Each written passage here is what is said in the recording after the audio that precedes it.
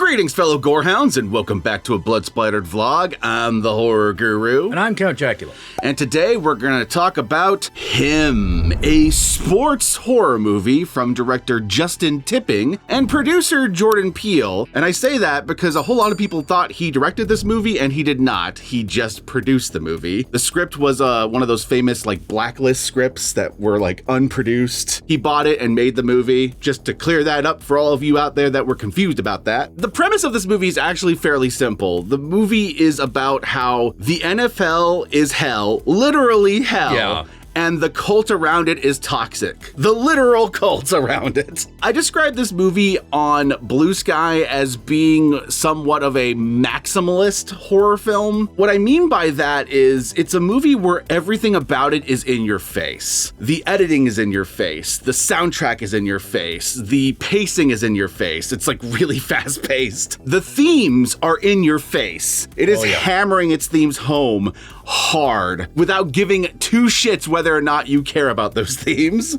But personally, I actually did care about those themes. Well, I thought it was a really good movie. Yeah, me too. My thing with this movie is that I was really excited about it, and then it started getting a whole bunch of negative reviews, and I was just like, oh man, well maybe I'll wait till streaming and check it out then. Yeah. And so I waited till streaming, and I regret doing that because this movie is fantastic. It reminds me a lot of two other movies that I also would describe as maximalist horror movies, where the soundtrack's in your face, the themes are in your face, the cinematography is in your face, the set design's in your face. And those two movies are The Neon Demon and The Lords of Salem. This movie feels almost like a mashup of those two movies, but about sports. But about football. Yeah, exactly. The Neon Demon, for those of you who haven't seen it, is basically a movie about the fashion industry, the modeling industry in Los Angeles. And the Neon Demon in question is literally the city itself. And it basically posits that the industry is hell, and it's run by evil people, demonically evil people. Yeah. There's a similar thing going on with this movie, though I would say this movie takes some different directions with it. It also just kind of has its own style. Its editing kind of reminds me of rap music videos to a certain extent. Oh, yeah. But normally I'm not a big fan of music video style editing, but I think the way it's utilized in this movie is actually very effective. I wonder if it was intended to mimic what it looks like to watch a halftime show on television. That's one of the things I was going to bring up. The movie itself, its style, how in your face it is, its editing, its soundtrack, it reminds me of watching Monday Night Football. Yeah.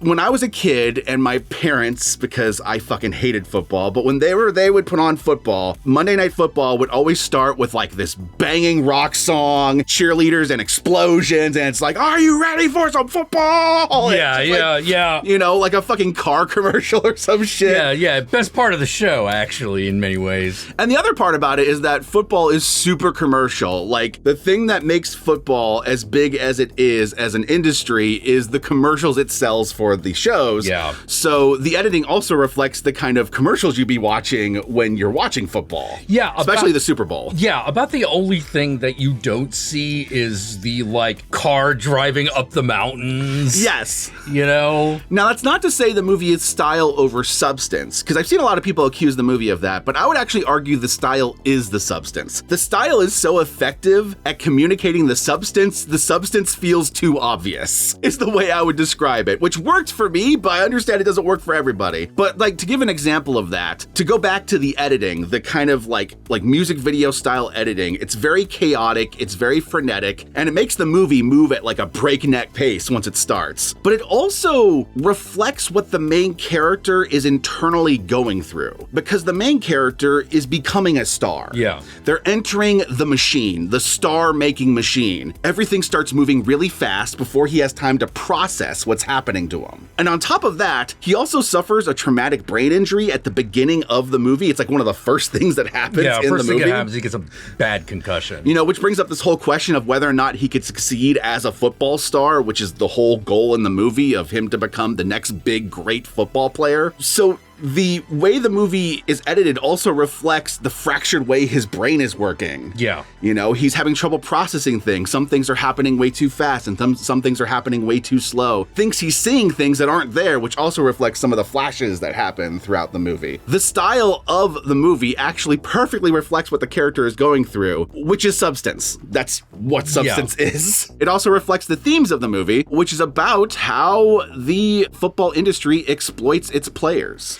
Yeah. And the effects that exploitation has on the players themselves. You see these kids groomed to become the next big football player. They often come from these impoverished places. They don't have many other prospects. It's either this or getting lucky with like a music career. But it always comes with this caveat that you have to be the best. Yeah. If you're not the best, then what are they like paying you for? What are they putting you out in front for? You're constantly having to prove yourself. You're constantly having to push yourself beyond your limits. If you take anything and you crank it to 11 long enough, eventually it's going to blow out. You know, if you crank a speaker to 11, it's gonna rip apart. It's gonna rip apart if you do that all day, every day, 24/7. Eventually, it's not built to do that all the time. And the human body isn't either, nor is the human mind, which is what this character is going through. And to top it all off, he's also dealing with the pressure of the fact that his family is riding on this. So he's got all these pressures, the world pressures, the industry's pressures, and the family pressures, and he's dealing with his traumatic brain injury on top of it. And that's when things get really fucking weird for him, because he gets invited to the last big football player, the big star from his childhood's compound, to see if he can prove himself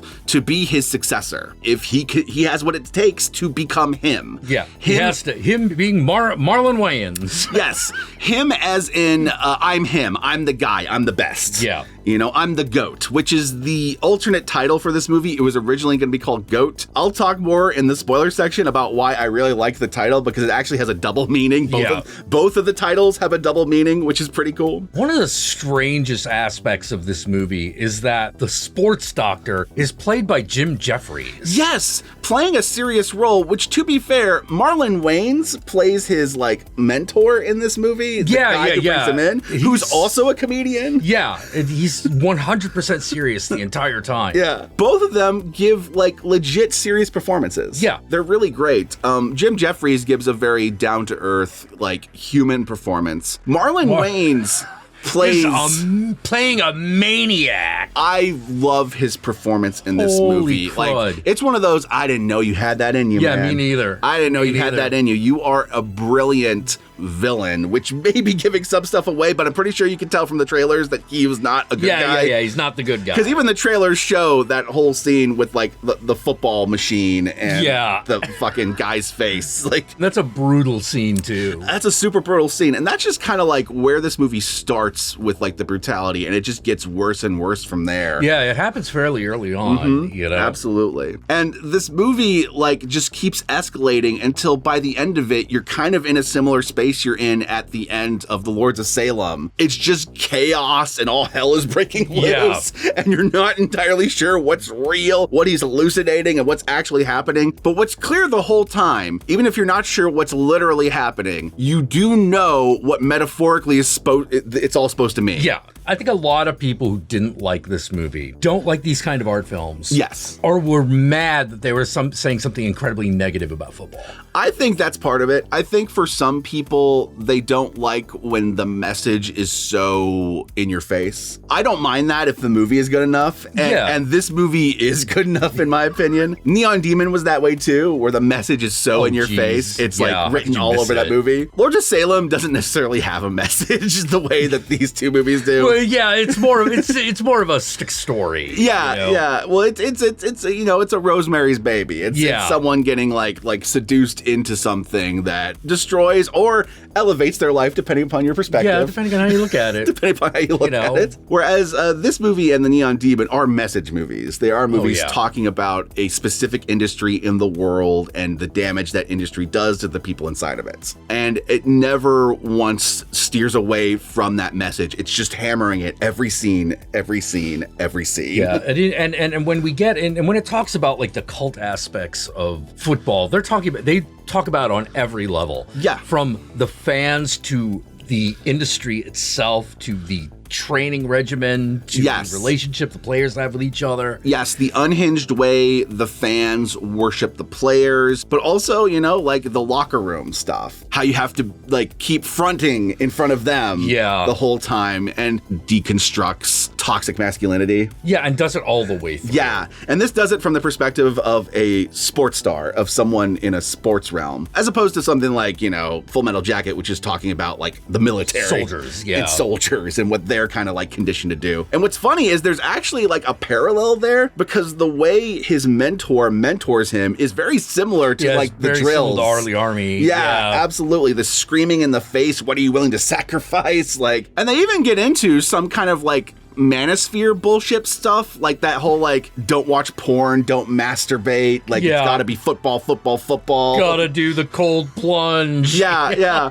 Well, what's funny about that is that they tell him that, but then they also try to honeypot him, putting beautiful women in front of him. There's a point in which it seems like Isaiah White, the star, the mentor in the movie, like his wife tries to seduce the main character at one point. The other thing this movie talks about is it also just talks about like everyone involved in every step of this plan is involved to make rich old white people money that aren't playing the sport. Yeah. These rich people that own the teams, that own the leagues, that own the arenas. That reminds me, another comedian that shows up in this movie is Tim Heidecker. Tim Heidecker from Tim and Eric. He does. He shows up as the main character's manager, and he does a serious role too. Yeah. But what I like about it is because it's fucking Tim, and you're so used to his like absurdist non-comedy, even his serious stuff comes across as funny at times. But that's the other part of this movie. This movie does have a sense of humor about itself. It's not all doom and gloom. No. It's got a dark sense of humor. There are many times where I was laughing. Marlon Wayans' performance goes from terrifying to hilarious. You're watching him like alternate like the Joker between like a performance that's kind of like Don't Be a Menace to South Central while drinking your juice in the hood or whatever. Yeah, that movie. It's like a performance out of that or like Scary Movie, but then it's like he like turns into fucking like Hannibal Lecter like on a dime.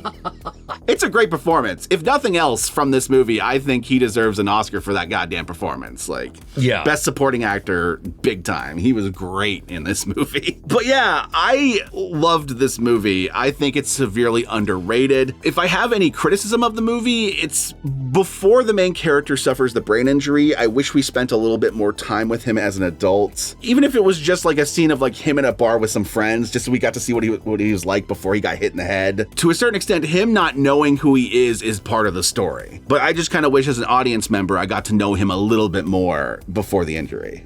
I see it either way. I personally didn't need that. Yeah, fair. Because I was of the opinion that, this is just going to be a wild ride. You know, there's no baseline here. Fair. You know, we're just completely in the ozone. Yeah, absolutely. I can see it either way too, because like from the movie's perspective, what it's trying to do is it is trying to communicate that he doesn't necessarily know. Right. So how are we, the audience, supposed to figure out who he is if he doesn't necessarily know, you know? Yeah. Anyway, him is currently available on various streaming platforms to rent or buy, and I highly recommend you do if you, like us, were looking forward to the movie, thought the trailer looked really good, and like the movies that we mentioned earlier, like The Neon Demon and The Lords of Salem, if you like those kinds of movies, you're probably going to like this movie more than the critics and the audience that saw it overall did. At least I did anyway, so maybe you will too. And with that said, let us move on to the spoilers.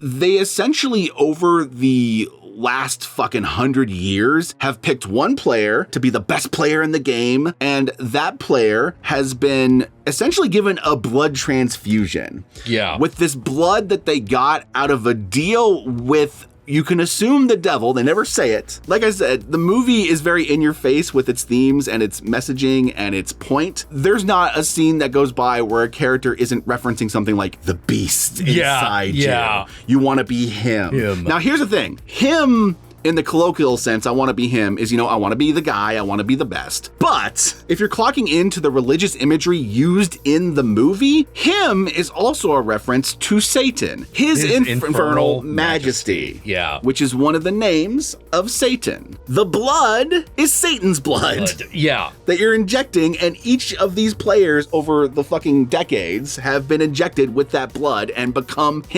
possessed by the devil. His manager, who scouted him and brought him into all this, works for these guys that ask him at the very end of the movie to sign a contract for his soul. Yeah. So that feeling that we described earlier about him not really being in control and never really having a chance to figure out who he is, that's quite literal in this movie. At every turn of his life, he has been groomed to become this thing, and this thing is only there to make these old white fucks money. Yeah. Which to a certain extent is not that far off to what happens to some actual football players. They're scouted at a really young age, and then they're basically used until they're grinded into dust and they can no longer fucking play anymore. Until they can no longer make money off them. And then they are discarded, and at that point, they still end up like going off and making rich people money because they become like spokespeople for cereal and shit. Yeah. They hand him the big pen where he's supposed to sign everything away, and he finally kind of gets it. And it's just like, no, we're not going to do this. He finally decides to take control over his own destiny and his own life. And he fucking slaughters these fucking people on a football field with pentagrams and shit and their fucking goat costumes. Yeah. And they attack him with swords and shit. Yeah. It's fucking wild. This last act is insane, and I fucking love it. Yeah, and like overhead, there are like planes like fucking spewing red, white, and blue smoke overhead. Well, that's the other thing. When he arrives at the football field to sign the contract and everyone's doing like their satanic chanting, if you listen to the chanting, they're doing like the Star Spangled Banner. They're like, which is making the commentary that this is also an inherently American thing because the NFL is an inherently American industry. Yeah. And it talks about racism and the history of slavery and colorism. Oh yeah, I love that whole speech about like the Native Americans and the football and them going from the people with the pigskin to being the mascots. Yeah. And that trajectory and like that whole like underlying message of that whole thing is you don't want to become the mascot. You want to become the guy playing the ball. Right. You know? There's a point in the movie where the movie gets like really fucking heavy-handed with its religious imagery, and there's like a Last Supper scene. Yes. Where the main character is sitting there in the Jesus stance with like the rest of his fucking entourage and like Isaiah's people sitting around him. What is Jesus at this point but a mascot? Yeah. Like the team that he's trying to get on is the Saviors. Yes. One of the things I also like is every time he runs into a mascot, the mascot beats the shit out of him. Yes. And you're not sure if the mascot's actually there half the time. Yeah. You find out at the end of the movie that the one that initially attacked him at the beginning, because at the beginning of the movie, he didn't suffer a brain injury because he was playing a game. Yeah. He was attacked by a mascot with a fucking hammer. That one's real, and that one was sent by Isaiah. Yeah. Who set this whole thing up in order to see if he can prove himself to take up his mantle. Final stage of all that is he actually has to like literally beat Isaiah in combat. And that's when he has that great speech about like, what's the opposite of a savior? A mascot. A mascot, yeah. I just fucking love this. Like, I loved everything this movie was doing. Holy crap. It was spitting truth by going over the top with everything. It's obvious that Isaiah doesn't want him to succeed, but he's also torn up about that. Yeah. Like, Isaiah's very hot and cold in this. There are times where he comes at the main character and it's like he has this like moment of empathy. Then he comes back and he's the devil again. Yeah. The scenes where he's opening up and he's like being honest and he's being very empathetic is when the Isaiah before the devil took over. Yeah. Is coming out of the possession. Bet if I were to track the movie, it would probably track with when he gets those injection shots. Oh, I bet you're right. I saw a lot of reviews that didn't understand what the injections that were being done in the movie. It's this body horror imagery throughout the movie where they constantly like inject him with things when he doesn't even want the injection. Yeah. That's the Satan blood. Yeah. It's the Satan blood. It's literally the Satan blood. They tell you that. Yeah, giving him little small doses before they give him the big dose. Right. It's also a big metaphor for steroids. Well, yeah, steroids, drugs, any of that stuff. The way they act when they're on it kind of feels like snorting cocaine. Yeah. The way Isaiah acts, that kind of hot and cold where he gets real violent and gets real crazy, that's roid rage, man. Yeah. That's why you have those stories of football players and sports stars who just have these sudden outbursts of violence. Yeah. I'm not sure what more to say. I loved it. Yeah, it's a great movie. It's really well done. Everyone deserves some I wish the movies get more love because I think everyone deserves some laurels over this film. Yeah, the cinematography is great. I love the performances in this movie. Not just Marlon Wayans, the main actor who plays Cam, the main character, does a great job. Yeah. And he has a hard job too because he's trying to play a character who's basically dazed and confused the entire movie. Yeah, and he's got to be able to stand up to Marlon Wayans. Yeah, and he has to communicate how dazed and confused he is while also communicating how horrified he is at every fucking stage of this process. Yeah. Anyway, my fellow Gorehounds, I am thoroughly done talking about him. I love this movie and you should check it out for yourself and see for yourself if you like it as much as we do. And if you don't like it, feel free to let us know below because, hey, this isn't the first time we've been on the other end of a movie that everyone fucking hated. Yes. It's also true for the Neon Demon and Lords of Salem. Yeah. Both those movies got similar fucking reactions. So we've been through this rodeo before. Yep. And with that said, my fellow Gorehounds, where can they find you, Count Jackula? Well, you can find me here on YouTube where I stream every weekday at 7 p.m. Pacific Standard Time. Or you can follow me on Blue Sky if you really want at Count Jackula. How about you? Y'all know me, I'm the Horror Guru. You can find me on various social media platforms, but these days I primarily use Blue Sky, so follow me on there. Be sure to like, comment, and subscribe, and don't forget to ring that notification bell so you're notified of my videos immediately upon their upload. And if you'd like to help out either of us more directly, be sure to check out our Patreon pages, and remember, if you decide to go the Patreon route, even $1 a month can go a long way, but we will certainly accept more. And with that said, my fellow Gorehounds, if you made it this far into the video, then I want you to comment below, and be sure to comment below using the hashtag GOAT. Use the hashtag GOAT, the original title of this movie. Yeah. The reason why that title also has a double meaning is because you have GOAT, the greatest of all time, the scapegoat, the symbol of the devil, the goat. Black Phillip. Yeah. So use GOAT in your comment below. That way I know, that way Jack knows, that way the whole world knows that you know what GOAT means. Yeah. There you go. Go, man. I think we also got this guy. This guy right here. Go, man. Black Phillip. Go, man. He's the GOAT. Go, man.